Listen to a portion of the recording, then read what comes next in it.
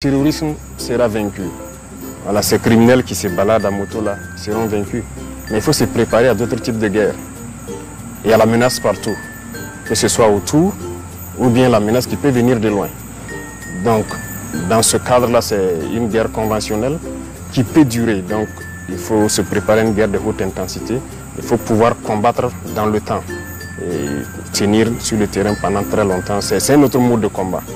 Donc il faut se préparer à ça et les forces, les différents corps vont avoir un programme d'entraînement et commencer ces entraînements-là.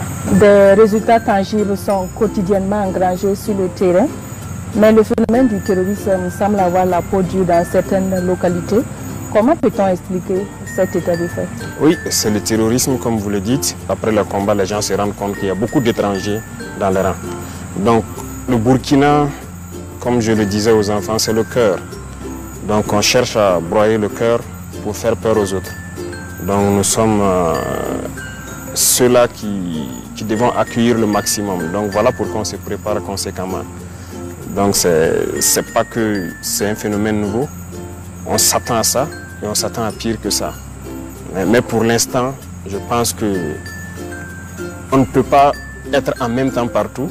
Comme vous l'avez remarqué, on ne communique pas beaucoup sur certaines choses. Mais c'est zone par zone. Il y a des zones où on a mis beaucoup d'efforts qui sont presque à 100% voilà, conquises. Il y a des zones aussi encore où on est en train de remettre l'effort. C'est petit à petit, nous allons reconquérir donc toutes les portions de terrain parce que en les regardant faire, il faut conquérir et savoir comment consolider. Justement, Monsieur le Président, vous avez parlé tout à l'heure d'acquisition de matériel. Beaucoup de Burkinabés ne comprennent pas. Ils se disent que nous sommes équipés, nous avons des drones de dernière génération, mais on ne comprend pas pourquoi le terrorisme persiste. Rien que ce 23 avril, il y a eu donc des attaques. Comment est-ce qu'on peut expliquer cet état de fait? Alors nous avons acquis vraiment beaucoup de moyens. Ça c'est une chose. Les vecteurs aériens, bon, on a pu réussir à former en tout cas la plupart des pilotes déjà. Parce que nous avons anticipé leur formation avant d'acquérir. Sinon tout moyen qu'on acquiert, il faut former ensuite. Donc il y a un temps mort. Mais actuellement, avec les vecteurs aériens, nous avons donc cette chance d'avoir déjà des pilotes. Ils sont en activité. Mais pourquoi il y a des attaques souvent?